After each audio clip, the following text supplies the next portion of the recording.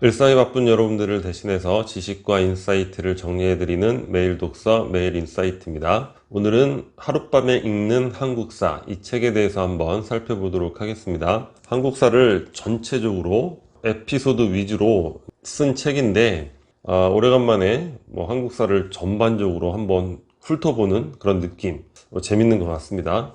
이 책 내용 중에서도 특히 좀 흥미로웠던 부분들, 그리고 우리 역사를 논할 때 빠질 수 없는 나라들이 있죠. 중국과 일본.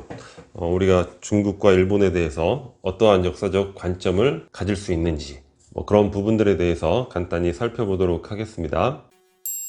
훈족이 한반도 출신인가? 훈족은 몽고족 이전에 유럽을 점령했던 북방 민족이죠. 그런데 이 훈족이 한반도 출신이다, 이런 이야기가 있어요. 우리가 주장하는 게 아니라 독일 GDF라는 TV에서 역사 다큐를 만들었는데, 거기에서 이제 전문가들의 의견을 이야기한 부분입니다. 경주에서 출토된 기마인무령 토기, 그 부분을 보면 그 뒤에 이렇게 솥을 말에 매달고 다니는데 훈족의 그것과 동일한 솥그릇이라고 합니다.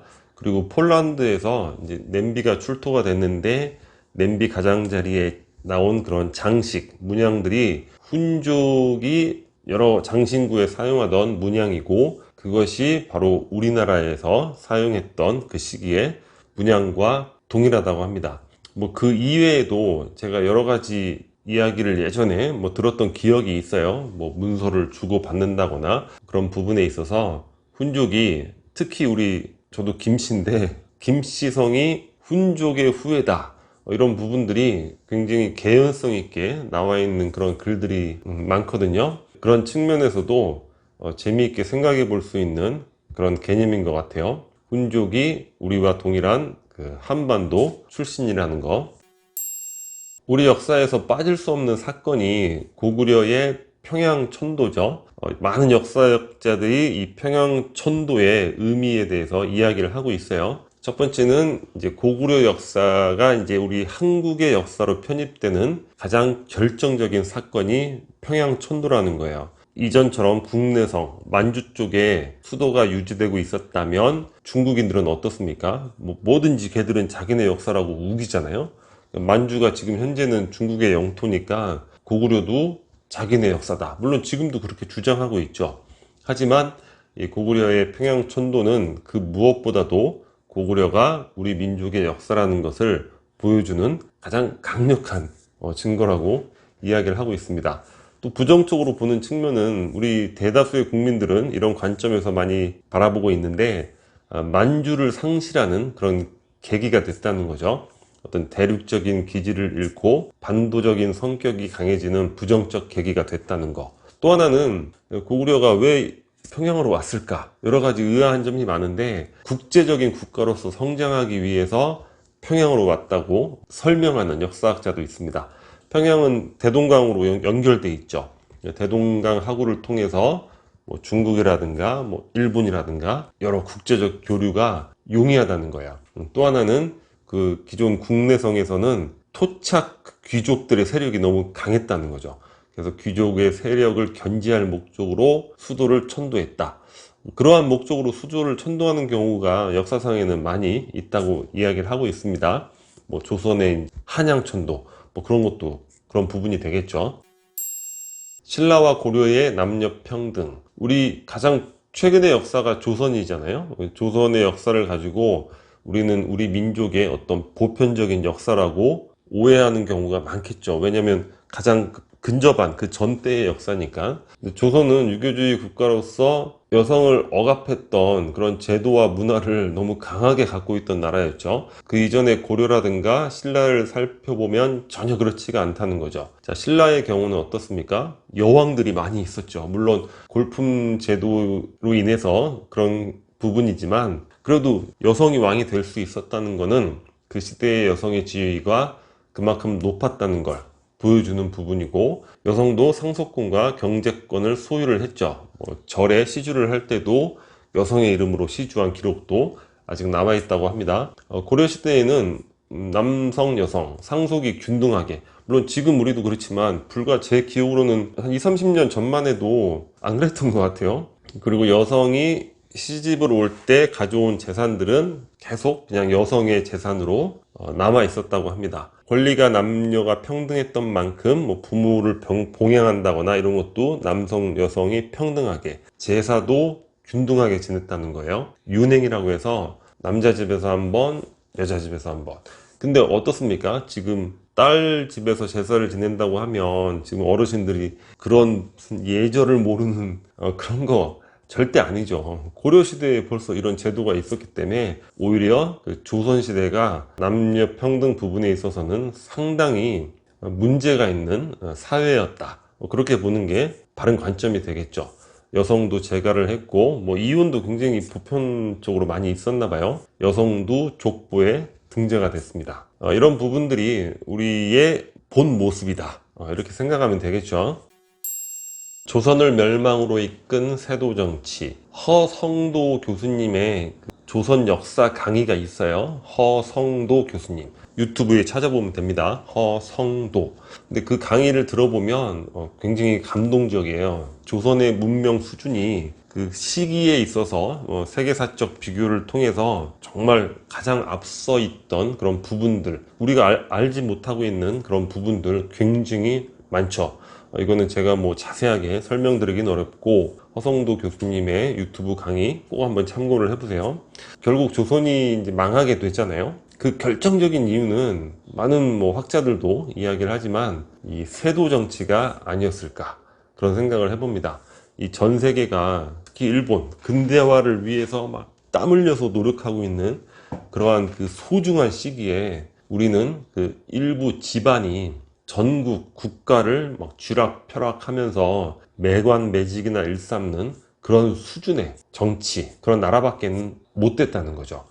그 부분이 가장 안타까운 부분인 것 같습니다. 종조 사후에 훈조가 11살의 왕위를 오른단 말이에요. 그러니까 이제 장인이 쥐락펴락을 합니다. 안동 김씨가 60년간 세도 정치를 하는 거죠. 실질적으로 나라를 그냥 통치하는 거라고 보시면 되는 거예요. 그전에는 뭐 노론, 소론, 남인, 북인 뭐 이런 붕당 정치는 있었지만, 그래도 붕당이라는 게 견제 세력은 있잖아요. 근데 세도 정치는 견제 세력도 없는 거죠. 이건 집안의 거의 독재 뭐 이런 수준이라고 볼 수 있는 거죠. 철종 때 아주 극에 달하고, 우리가 알고 있는 그 명성황후 민비 있죠. 민비의 세동 정치가 결정적으로 조선 멸망의 티핑 포인트를 넘기게 됩니다. 9년 만에 나라를 그냥 걷어를 내죠. 노다지의 어원은 노터치다. 저도 이 얘기는 이 책에서 처음 봤어요. 노다지, 노다지네, 이게 노터치에서 왔다는 거예요. 1882년에 미국과 조미수호 통상조약을 체결하게 됩니다. 굉장한 불평등 조약이죠. 그리고 미국은 일본 다음으로 우리의 이권을 가장 수탈해간 나라입니다. 그 당시에도 우리는 미국에게 많은 걸 기대를 했나 봐요. 일본을 견제해 줄 수 있는. 근데 미국은 어떻게 했죠? 가스라 테프트 밀약을 했죠. 조선은 니네 일본 가지고 대신 필리핀은 우리 가질게. 지금도 물론 유일한 강국이고 우리와는 동맹이고 뭐 그건 분명한 사실이지만, 국가 간의 관계는 자국의 이익에 의해서 많은 것들이 변하는 거잖아요. 미국에서 당시 운산의 그 금강 채굴권을 가져갔는데, 광맥이 발견될 때마다 그 미국인 관리자가 그 조선인 노무자들이 그 금을 가져갈까봐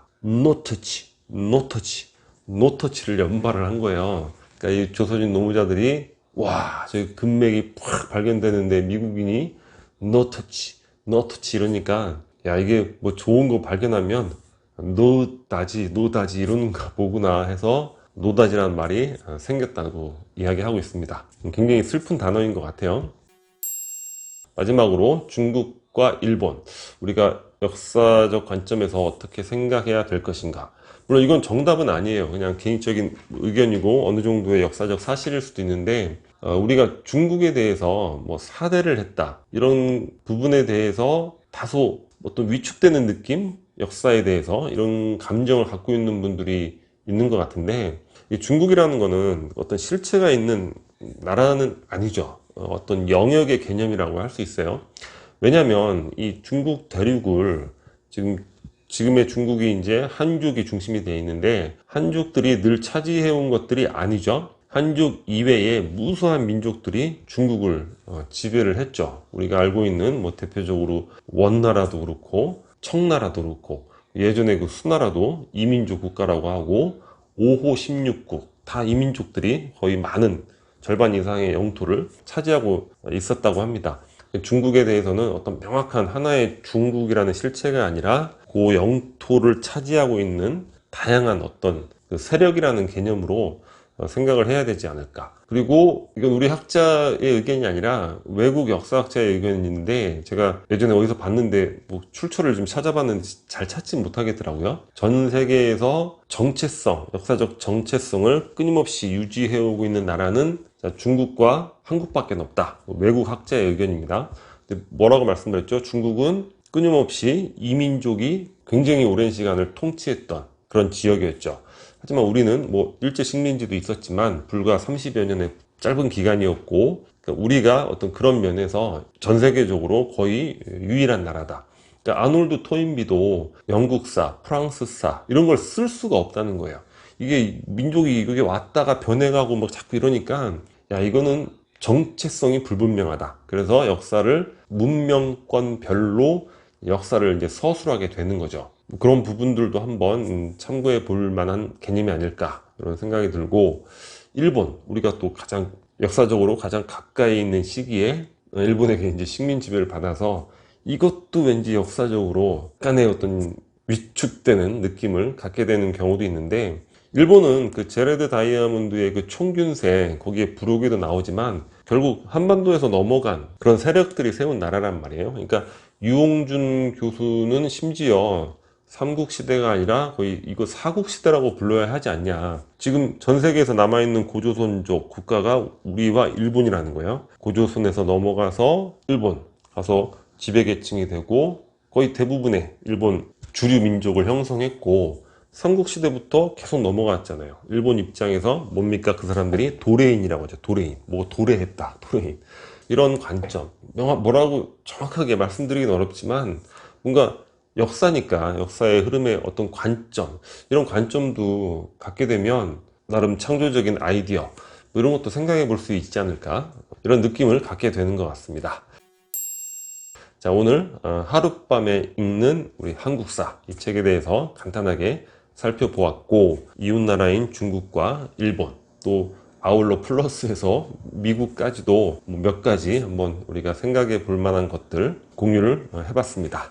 오늘 영상은 여기서 마치도록 하겠습니다. 여기 캐리커처가 구독 버튼이고요. 구독과 좋아요 많이 부탁드리겠습니다. 감사합니다.